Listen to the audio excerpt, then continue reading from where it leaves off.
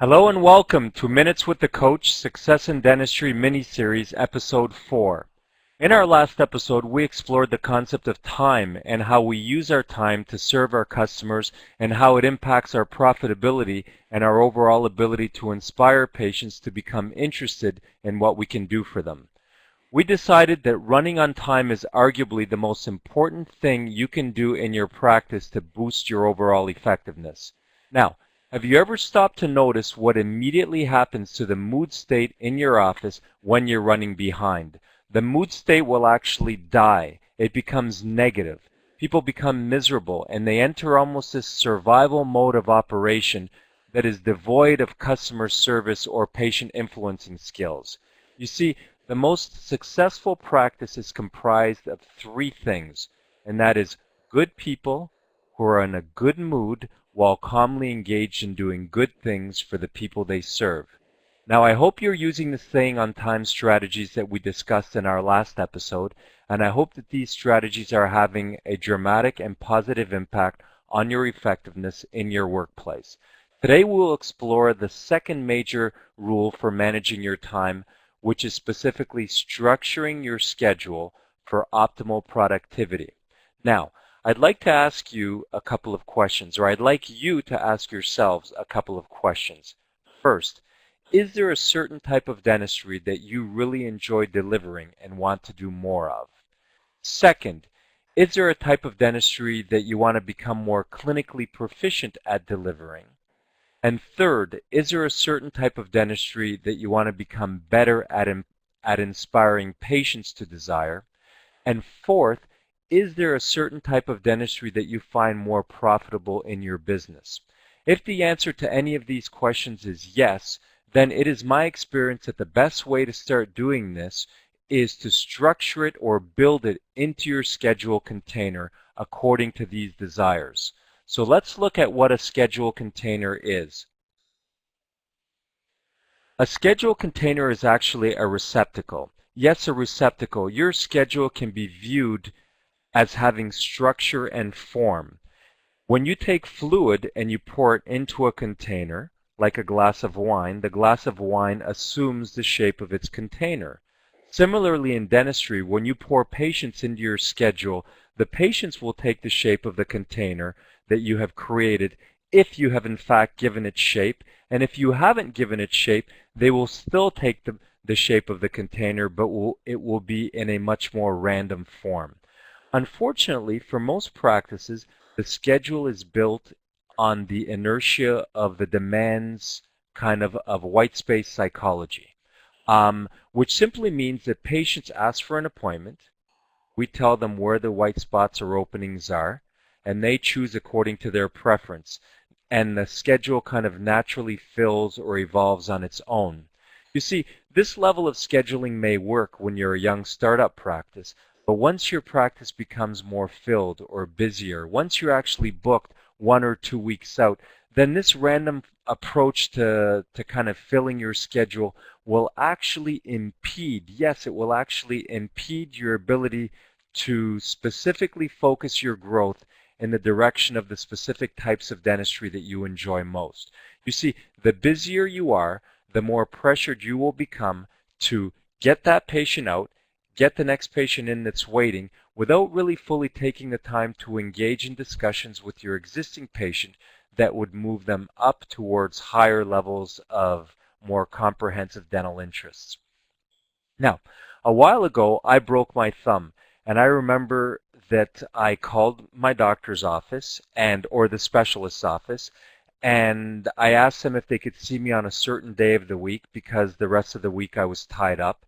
And the receptionist proceeded to tell me that Dr. So-and-so is in the hand clinic on Mondays, he's in the OR on Tuesdays, he sees outpatients on Wednesdays, and he's in the emergency clinic on Thursdays.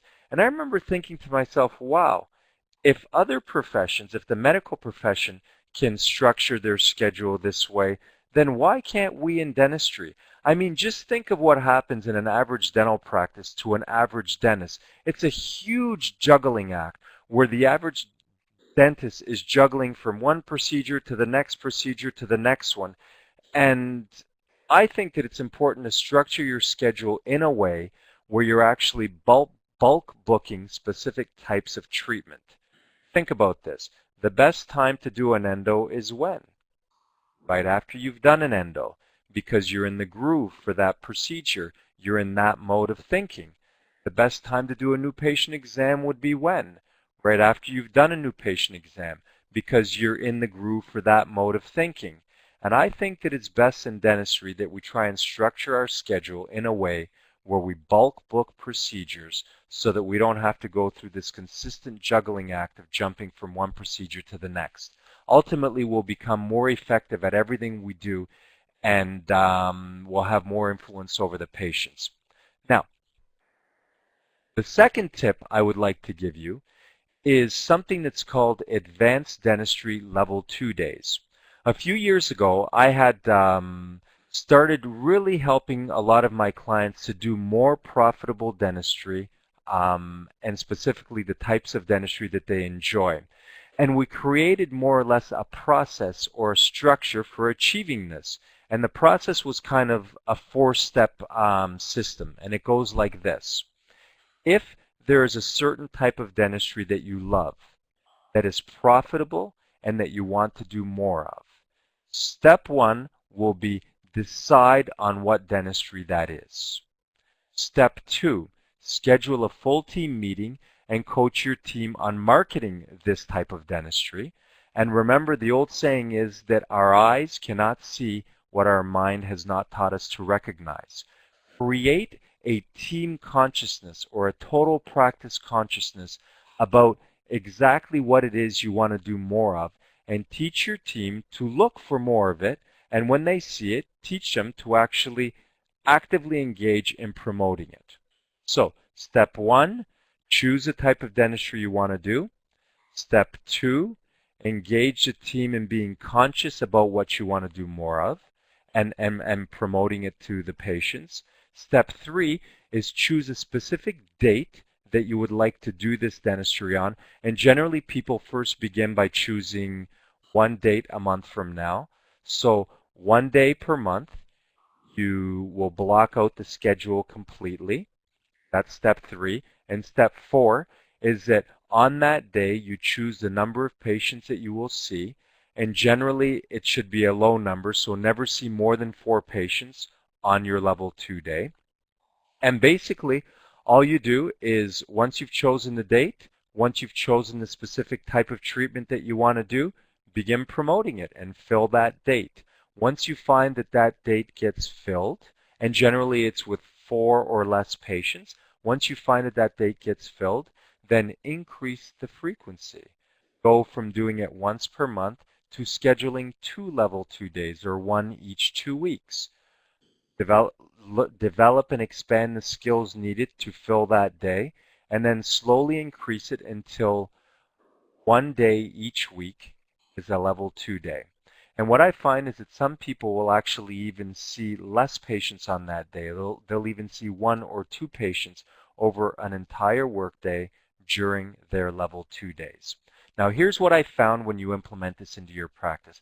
I found that the average production on a level 2 day will generally be at least triple to 4 times more than the average production on a mixed dentistry workday.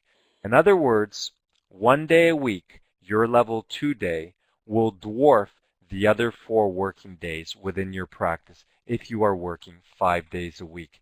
Now this is powerful, and the amazing thing is that it's so simple to implement within your business, and it's so quick to see the results from it.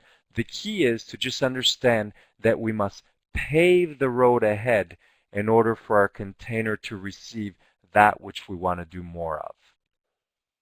So, finally, I'd like you to remember that some practices are very busy, but they're not very productive at all. They have long waiting lists, and many of them are scheduling weeks and even months in advance. But their schedule smells like almost like a bad meeting stew that has too many random ingredients thrown into it.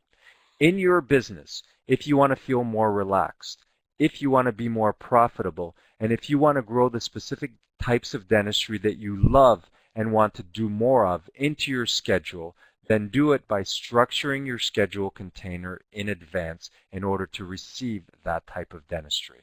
The great Tony Robbins said, when you think about something, it's a dream. When you talk about it, it becomes exciting. When you plan it, it becomes possible. But when you schedule it, it becomes real. Schedule your container in a way that's profitable, and you will enjoy more of the types of dentistry you love. To learn more, please feel free to email or call me at the number listed below. And on behalf of the Halton Peel Dental Association and myself, Peter Barry, we look forward to seeing you next month. In our next episode, we will discuss the importance of strategically pre-blocking your schedule to ensure that no matter how far out you are booked, you will always be able to deliver diagnosed treatment within a reasonable and short period of time. Thank you. We'll see you next month.